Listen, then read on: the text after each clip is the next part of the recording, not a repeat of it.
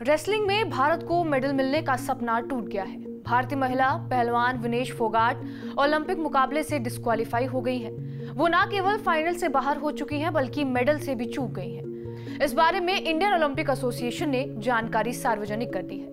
Indian Olympic association ने कहा कि भारतीय पहलवान विनेश फोगाट को अधिक वजन के कारण महिला कुश्ती 50 किलोग्राम से अयोग्य घोषित कर दिया गया है।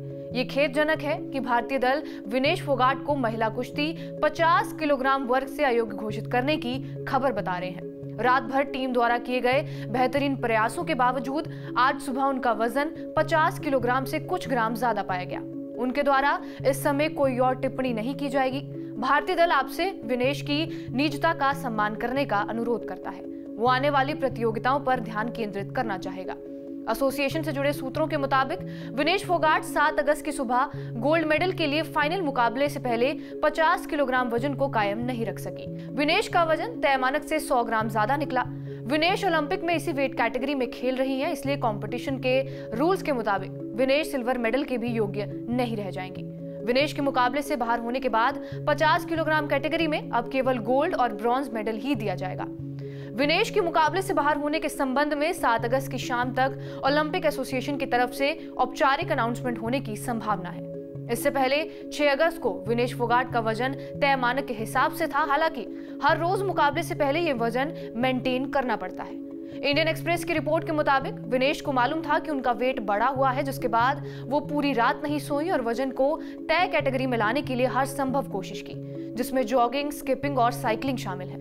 बताया जा रहा है कि वजन कम करने के लिए विनेश को अपने बाल भी काटने पड़े, लेकिन इन सारी कोशिशों के बावजूद वो अपना वजन नहीं कम कर पाई।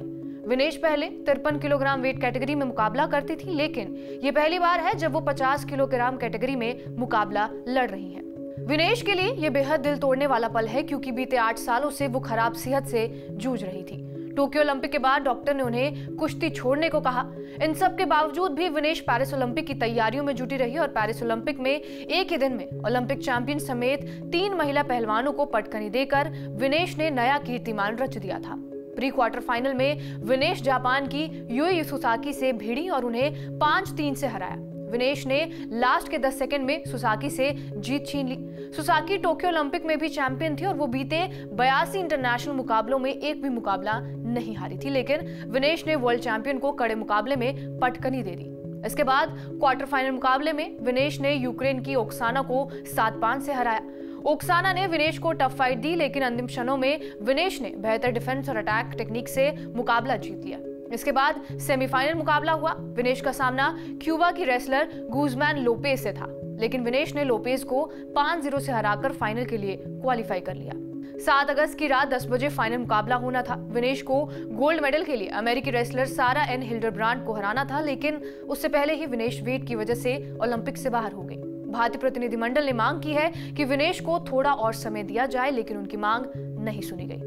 बहरहाल, आपका इस वीडियो पर क्या कुछ कहना है हमें कमेंट बॉक्स में जरूर बताएं। बाकी देश और दुनिया की तमाम बड़ी खबरों के लिए बने रहिए हमारे साथ TV9 डिजिटल पर।